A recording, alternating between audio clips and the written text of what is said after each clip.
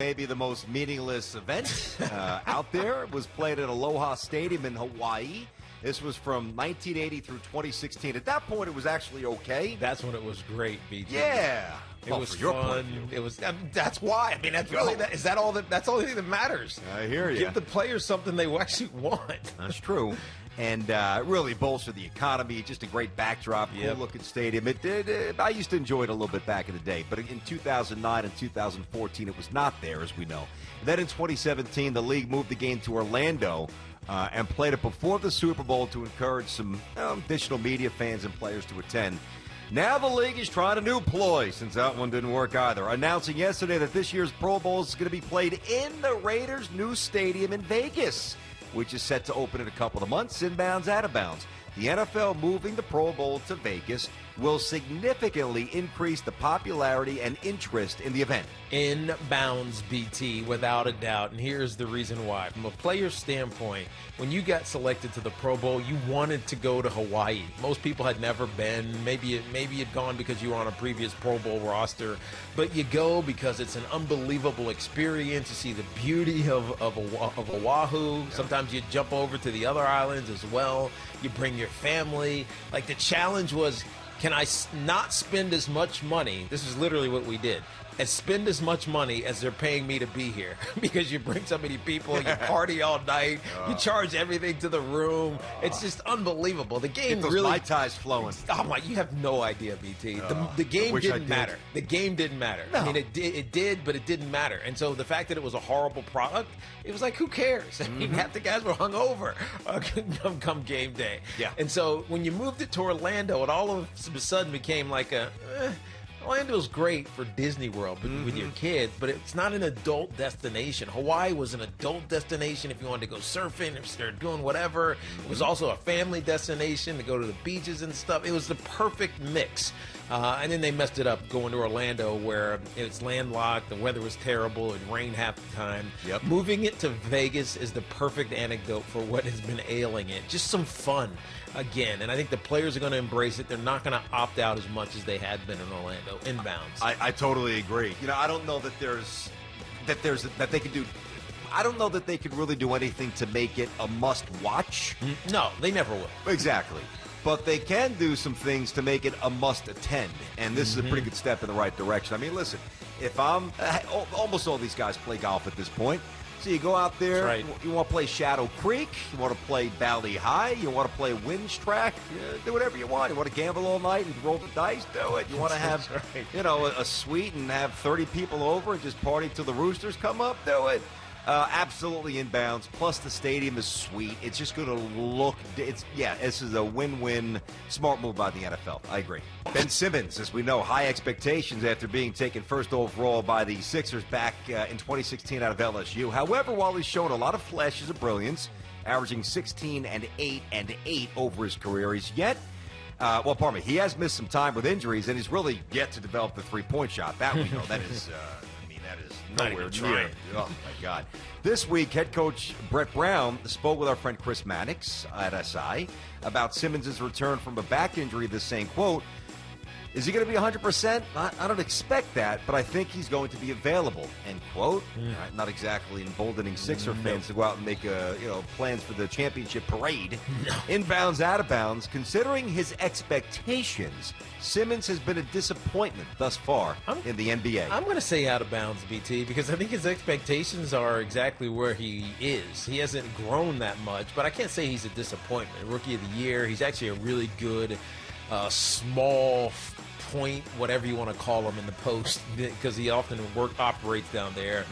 When he's mismatched on the perimeter, he easily can get to the hole. He's a really good athlete. He's learning how to shoot on both sides of the rim as of late. So disappointment is too heavy, so I'm going to say out of bounds. Yep. But he's not trending towards superstardom, let's put it that way. Which is why I disagree with you, because as the first overall pick, here we are 4 years into his career.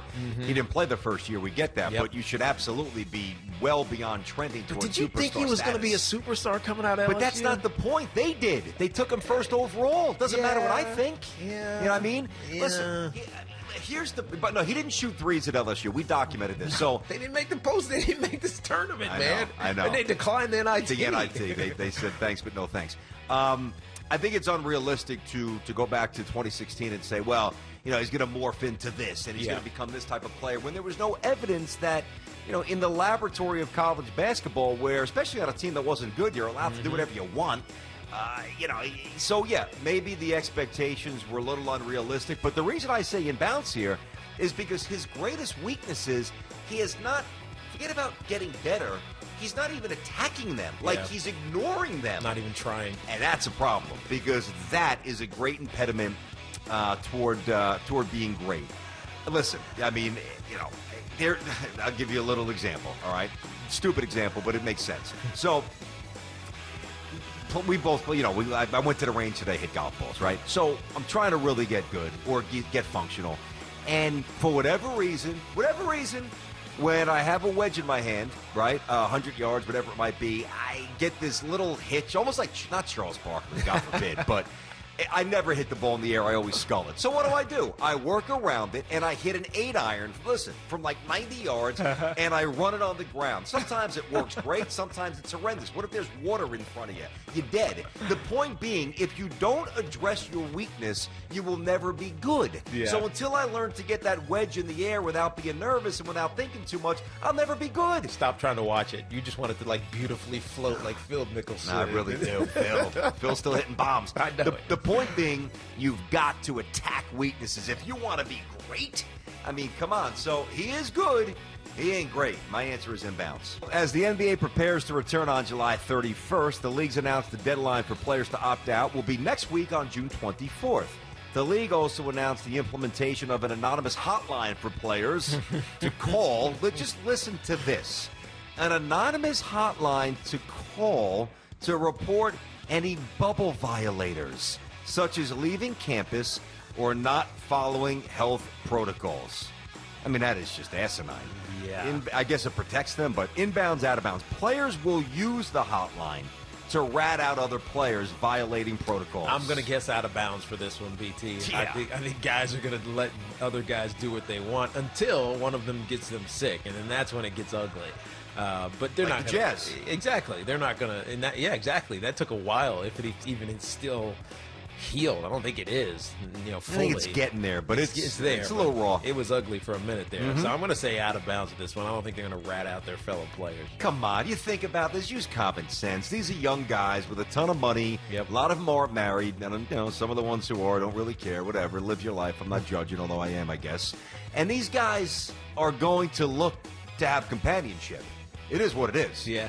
And are you telling me that somebody is going to pick up the phone and actually rat out and dime out a teammate or somebody else that's in the facility, because they allocated the different hotels here, so we know where they're staying, and we know which teams are staying with other teams. This guy on that team left at 1 o'clock with 2 girls? Oh, come on. There's no way this is going to happen. And if you ever got pinched or found out as being a rat, you're going to have real problems. Yeah, so, right. No, they're not going to use this. No way. But it kind of depends on the penalty. Like, if it's you miss a game, then people are going to be diming out LeBron all the time. LeBron left. I swear he did. They're going to be fake ones. Faking it. I hear you. U.S. Open tennis tournament scheduled to begin in Flushing, New York at the end of August, and the USTA is reportedly set to announce this week that the 4th Grand Slam will start on time without fans. However, outspoken Australian star Nick Kyrgios, how do you say this guy? I always say his name wrong. Nick Kyrgios. Yes. Kyrgios isn't happy with the idea, tweeting, quote, SMH, people that live in the United States, of course, are pushing the Open to go ahead. Selfish. I'll get my hazmat suit ready, end quote.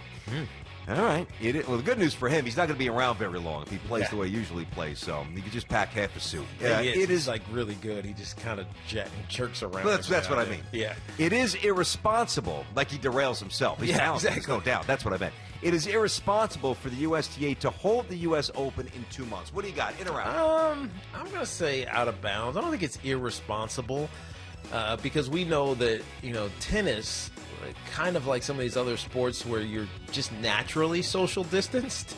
There's not going to be fans in the stadium. They can control how much they interact in the locker rooms, maybe not even let them go in the locker rooms. You're across the court from one another. It's not like you're touching, getting saliva and stuff on the ball. And it's not like you're ever even touching it. And what's up with your racket? And they'll still change them out here and there. I'm going to say out of bounds. I don't think this is irresponsible. I agree.